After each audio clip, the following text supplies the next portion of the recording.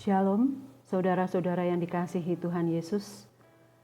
Selamat malam, salam sejahtera buat saudara-saudara semua, dimanapun saudara berada. Damai dan sukacita oleh Roh Kudus melimpah senantiasa dalam hati dan kehidupan saudara dan saya. Malam hari ini saya akan menyampaikan firman Tuhan yang terambil dari Mazmur 121 ayat 1 sampai 8. Dengan judul perikop Tuhan Penjaga Israel. Saya bacakan ayat 1 sampai 8. Ayat 1, nyanyian ziarah. Aku melayangkan mataku ke gunung-gunung, dari manakah akan datang pertolonganku? Pertolonganku ialah dari Tuhan yang menjadikan langit dan bumi. Ia tak akan membiarkan kakimu goyah. Penjagamu tidak akan terlelap. Sesungguhnya tidak terlelap dan tidak tertidur penjaga Israel. Tuhanlah penjagamu. Tuhanlah naunganmu di sebelah tangan kananmu. Matahari tidak menyakiti engkau pada waktu siang atau bulan pada waktu malam.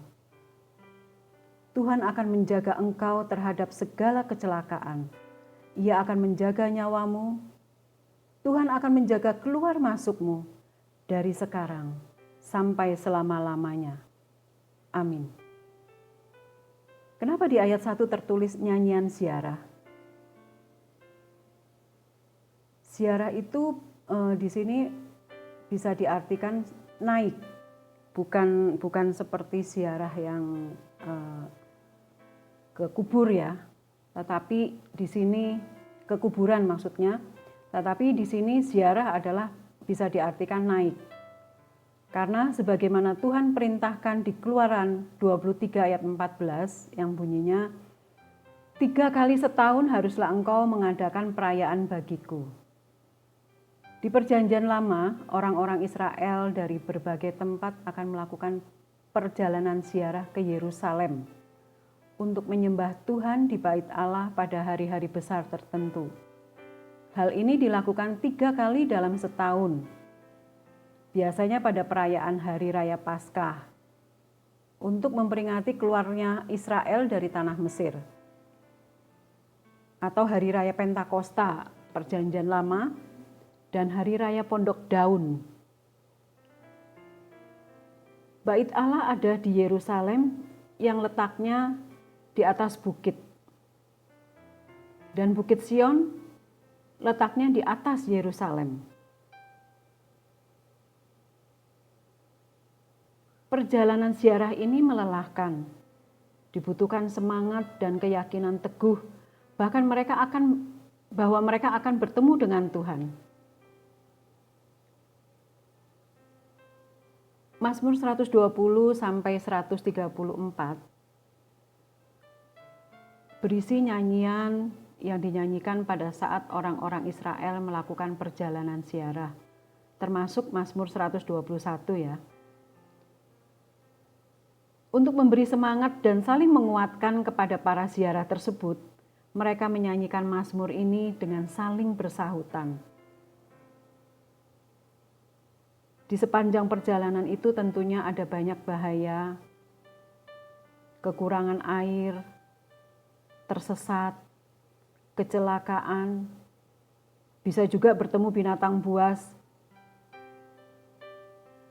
Dan yang jelas jalannya tidak semulus seperti saat ini, tapi masih tanah yang berbatu-batu dan terjal. Belum lagi bahaya perampok dan sebagainya. Hal ini yang membuat orang-orang Israel khawatir dan takut. Mereka bertanya, dari manakah datangnya pertolonganku? Jawabannya di ayat 2 yang menyatakan, pertolongan datang dari Tuhan yang menjadikan langit dan bumi. Pemazmur meyakini Tuhanlah yang menolong dan menjaga mereka. Lalu apa aplikasinya dengan kehidupan saat ini? Saat ini kondisi seluruh dunia menghadapi satu hal yang sama, yaitu pandemi corona. Dampaknya mengerikan. Kematian demi kematian terjadi karena penularan yang begitu cepat dan tidak terduga. Dampak pandemik lainnya, pabrik-pabrik yang cukup besar gulung tikar. Usaha-usaha menengah dan kecil tutup karena kalau diteruskan, pasti makin merugi.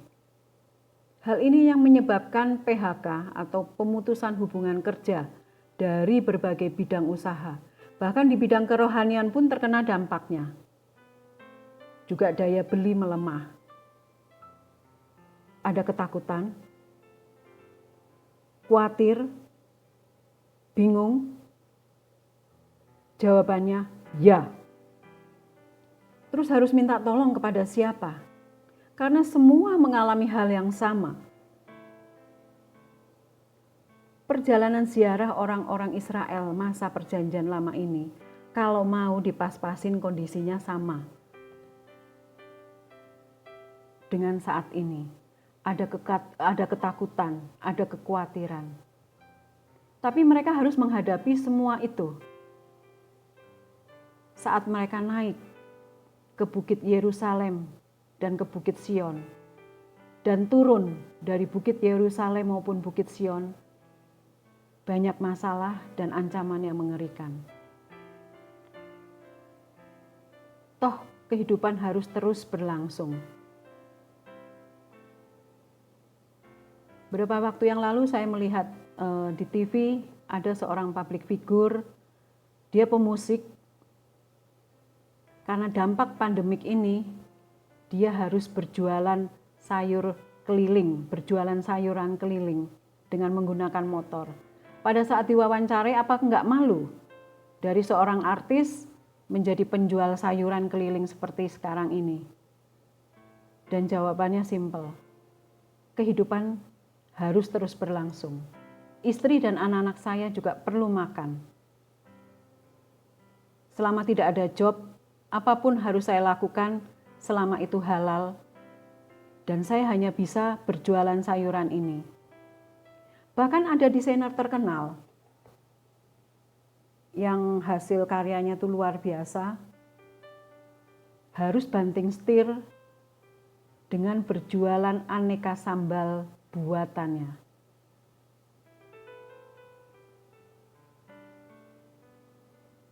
Kehidupan terus berlangsung. Lalu pertolongan kita, saudara dan saya saat ini adalah satu-satunya adalah Tuhan yang menjadikan langit dan bumi. Tuhan bukan sekedar menjadikan langit dan bumi, tetapi Tuhan berkarya dalam hidup saudara dan saya. Ayat 3 dan 4. Ia tak akan membiarkan kakimu goyah. Penjagamu tidak akan terlelap. Sesungguhnya tidak terlelap dan tidak tertidur penjaga Israel. Tuhanlah penjagamu. Tuhanlah naungan di sebelah tangan kananmu. Matahari tidak menyakiti engkau pada waktu siang atau bulan pada waktu malam.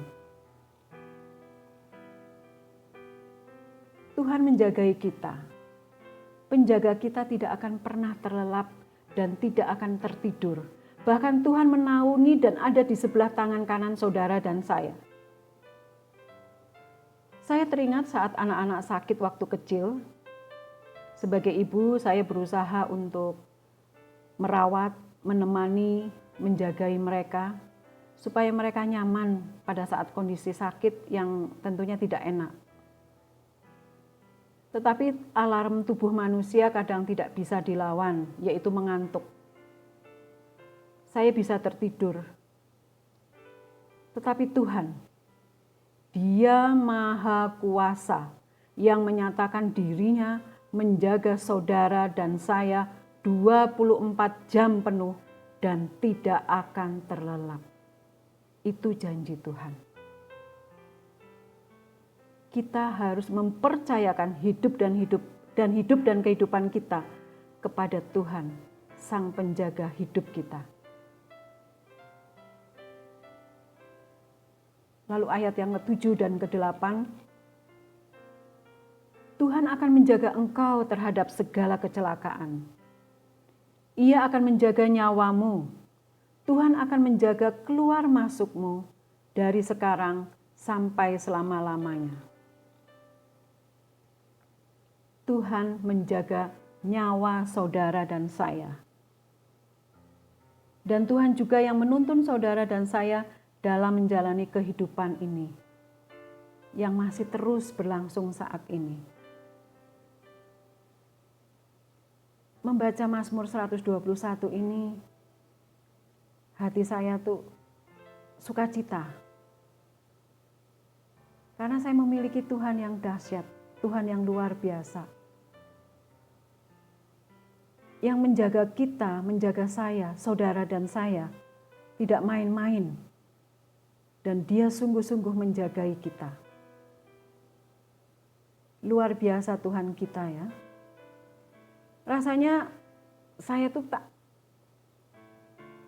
henti-hentinya pingin selalu memuji Tuhan. Karena merasakan kebaikan demi kebaikan Tuhan. Rasanya selalu pengen mengucap syukur dalam segala keadaan.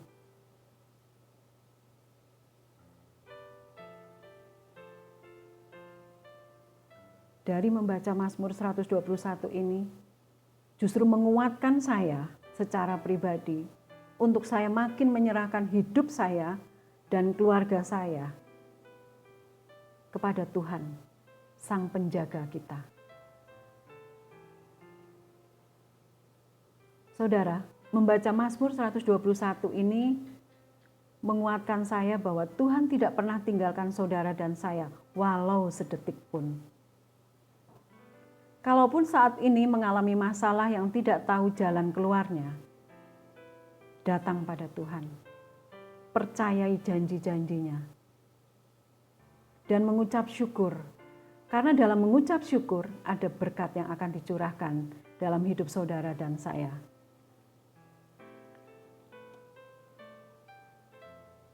Saya mau memberi kesaksian sedikit tentang anak saya yang nomor 2, yaitu Ara, yang saat ini ada di New York.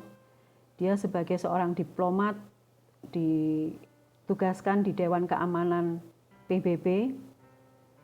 Dia bertugas mulai tanggal 23 Oktober 2018. Dia berangkat ke sana, dan berarti sudah hampir 2 tahun dia di sana. Awal dia di sana, masalah apartemen ataupun tempat tinggal, makanan dan sebagainya tidak membuat dia takut, tidak membuat dia bingung, tidak membuat dia khawatir. Karena semua fasilitas itu sudah disediakan oleh pemerintah Indonesia tentunya.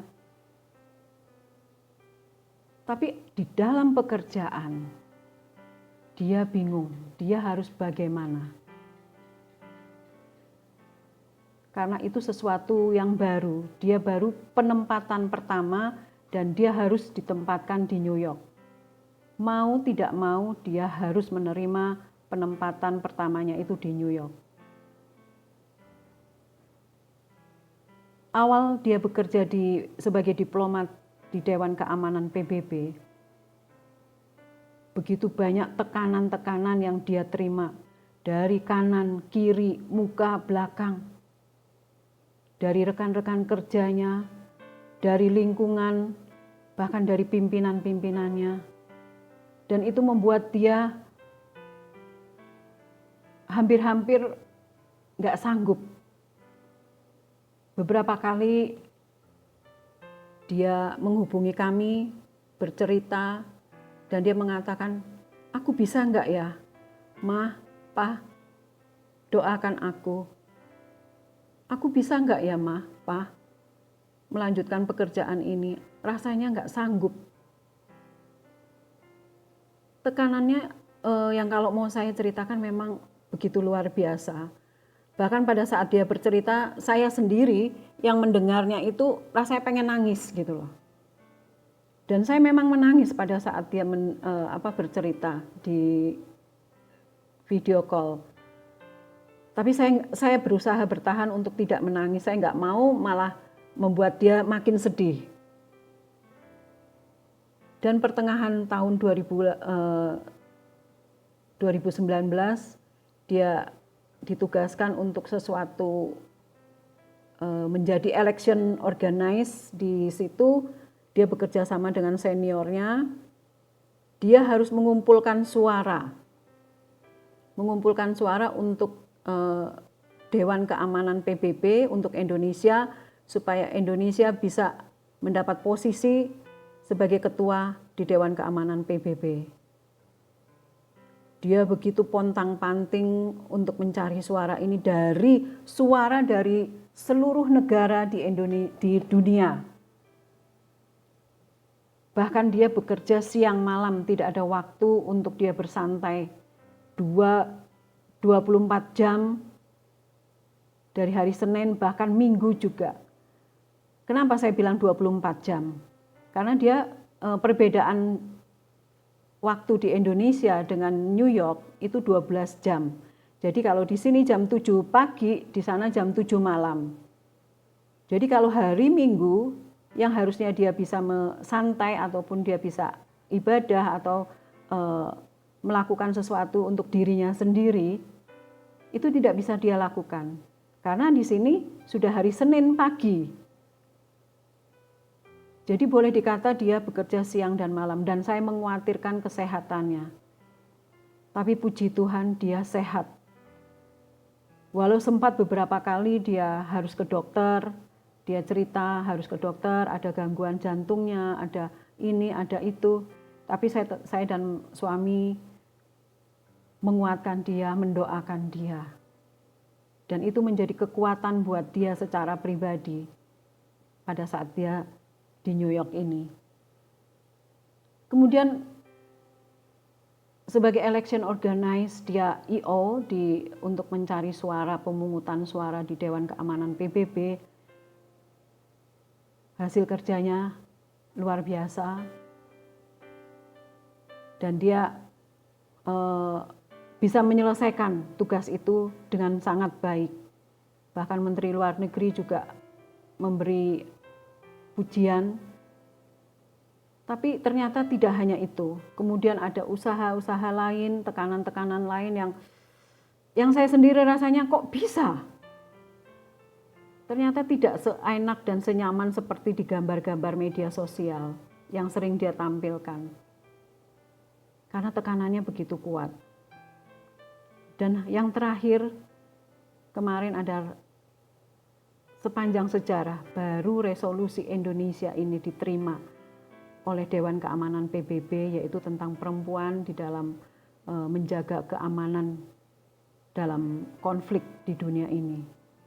Dia bekerja dengan timnya, dan dia dari pekerjaannya dia itu justru saat ini dia bisa enjoy, dia bisa merasakan kasih Tuhan. Dia hanya bilang, iya mah, aku bisa merasakan bahwa Tuhan tuh menjagai aku, Tuhan tuh menyertai aku. Prosesnya memang menyakitkan, prosesnya juga melelahkan. Tapi setelah semuanya terlewati, aku bisa merasakan bahwa Tuhan tuh begitu mengasihi aku. Tuhan itu begitu menyayangi aku. Bahkan Tuhan itu tidak pernah meninggalkan dia walau sedetik pun. Memang proses harus dihadapi. Proses yang Tuhan kerjakan dalam kehidupan kita, pasti ujungnya adalah kebaikan. Dan saat ini anak saya mulai enjoy dengan pekerjaannya, bahkan kenalannya itu adalah diplomat-diplomat dari seluruh dunia. Bahkan sampai di Dewan Keamanan PBB akan lebih terkenal siapa namanya Raka daripada Indonesia. Wah, sombong banget ya. Tapi ya memang itu kenyataannya. Jadi diplomat-diplomat dari seluruh negeri lebih mengenal Raka daripada bosnya ataupun rekan kerjanya yang lain. Itu bukan karena kemampuan anak saya, Ara, tapi itu semua karena campur tangan Tuhan, karena penyertaan Tuhan, karena perlindungan Tuhan. Dan Tuhan tidak pernah tinggalkan anak saya selama dia di sana. Percayalah, Tuhan kita adalah Tuhan yang bertanggung jawab untuk hidup dan kehidupan anak-anaknya. Kalau untuk keselamatan, Dia berikan dengan cuma-cuma. Apalagi untuk kebutuhan jasmani saudara dan saya. Yakin bahwa Tuhan beserta kita. Tuhan tidak pernah tinggalkan kita. Tuhan memberkati saudara dan saya. Amin.